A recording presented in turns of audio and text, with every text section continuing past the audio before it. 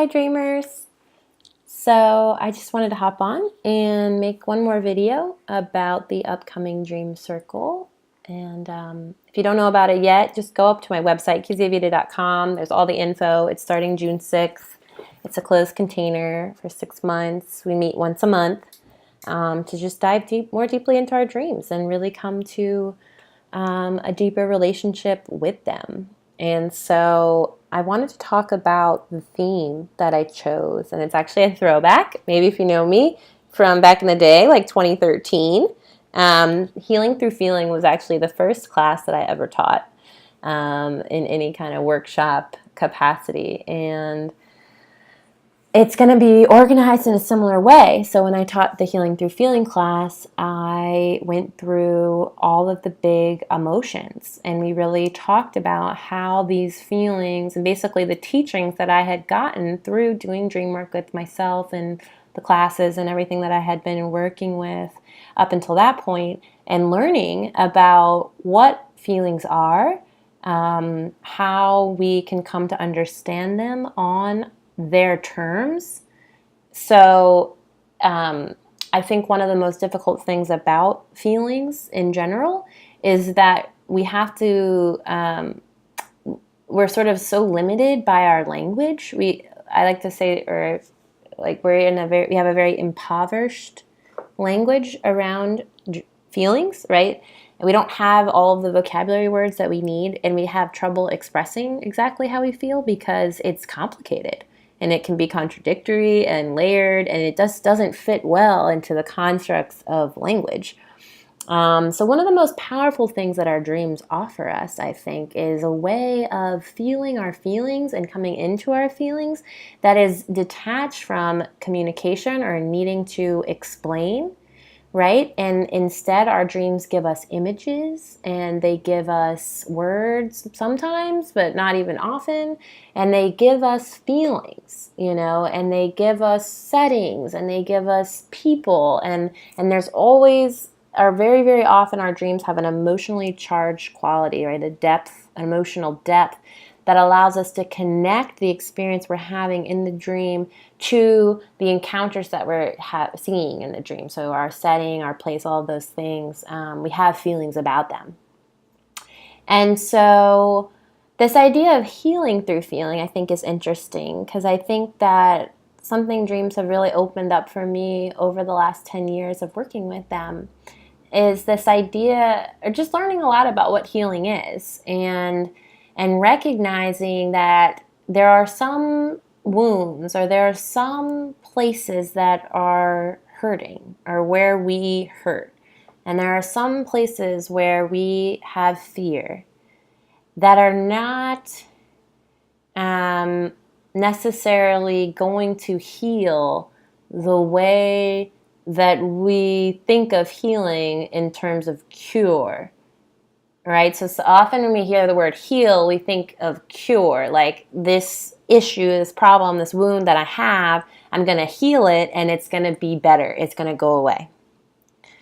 But there are some wounds, and there are some pains, and there are some traumas, I believe, and I've felt, that are not really about being cured. And so the process of healing those things is not ever going to be about getting rid of what the issue is or having it be washed away. I think grief is one of the best examples of this. Because often if someone's experiencing grief, or it could be grief of a relationship breaking up. That's one of the most common things where people have, it's like, if they feel like if they're not over it within the next 2 months, they put some timeline on it. Okay, maybe they dated 3 years and then they broke up, and then they're not over it 2 months later. They're like, what's wrong with me? Why aren't I over it? Why can't I just stop feeling the way I feel? And we do this with all kinds of things, right? We decide that we should be done with this already. And this idea of healing through feeling is the idea that, you know what, some things that hurt, some things that that we're afraid of, that are scary for us, are never gonna go away. So we don't need, the healing process is not about getting rid of the thing so that we never feel that way again, but it's actually about acclimating ourselves to the intensity level that those feelings bring up for us, feelings, memories, whatever it's attached to, allowing ourselves from a resourced place, and that's really important. I don't want that to go to the wayside. Like, we don't want to just walk back into our wounds from a wounded place where we feel hopeless and there's nothing, that's just going to make it worse. But if we can get resourced, right, if we can find a source of support in ourselves, in our connections with other people, in connections to nature, wherever you find source and you feel more source, and if we can come from a resourced place and be present with the places in us that are hurting, or the places in us that are fearful, and all of the emotions that get attached to that, places where we're ashamed, places where we're stuck, places where we're feeling stubborn, places where we're feeling disappointed, all of those places, if we can come into those places from a resource place and not with the attitude of, oh, I'm here to heal you so that you don't feel this anymore, so we can get rid of you. So not coming in like that, but coming in like, I see your pain and I'm going to feel it with you. I'm going to be with this pain of mine. I'm going to trust that the experience of it is in and of itself the healing that needs to be done. So that the healing process is about building our capacity to be present with that which we don't want to be present with. So what we're healing from is avoidance. What we're healing from is distraction. What we're healing from is numbness. That is what we're getting rid of, not the wound itself. The wound we come to recognize when we're present with it in a resource place, that yes, it is the source of our pain, it is the source of our ache, and it is the source of our sensitivity. It is the source of our inspiration. It is the place where we start to understand who we really are, right? So that idea of the crack is where the light gets in, right? And I think that's so true. And so again, this idea of healing through feeling is not about solving anything, getting rid of anything. It's about knowing you are already whole. And the only thing that's getting in your way of feeling that wholeness is the idea that you're not. Is the idea that there are some parts of you, some parts of your experience, some parts of what your heart is able to feel that is not good, that is not right, that shouldn't be there. That means you're sick. Now, let me say, that doesn't mean everything that happened to you should have happened or was the way it was supposed to go.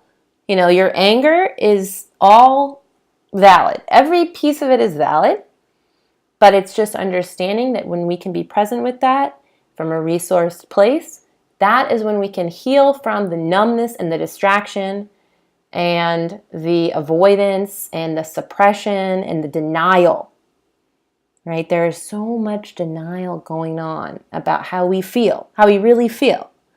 That makes us so confused. It makes us confused when other people are denying how they feel. It makes us confused when we deny how we feel to ourselves. So the process is, you are going to heal by just letting yourself feel it. You don't have to fix it. You don't have to fix anything. You just have to let yourself feel it, again, from a resourced place. So that's what we're going to talk about in the dream, in the circle. So there's going to be time each time we meet for each individual person to share a dream. And then I'm going to give just a little talk about the different emotions, how we could experience them or see them in the dream, how we can connect them to our waking lives and help us be more emotionally present in our lives.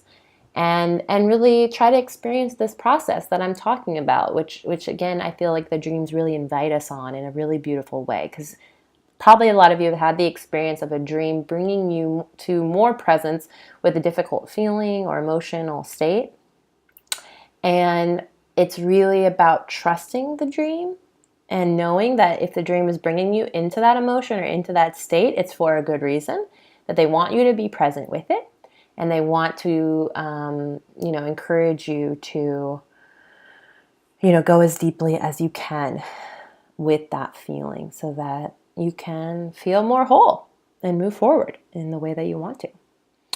So that is what I've got for you guys today, and I'm just getting super excited about the Dream Circle. There's already a good number of people signed up, and there's limited space. So if you're thinking about it, go ahead and reach out. And if you sign up before May 22nd, you're going to get a free copy of The Dreaming Eye, the dream journal that I made that I'm really excited about as well. It's on Amazon now. So yeah, go ahead and jump on that too. And thank you. It's been really great to be with all of you lately, and I hope you're all doing really great. Okay.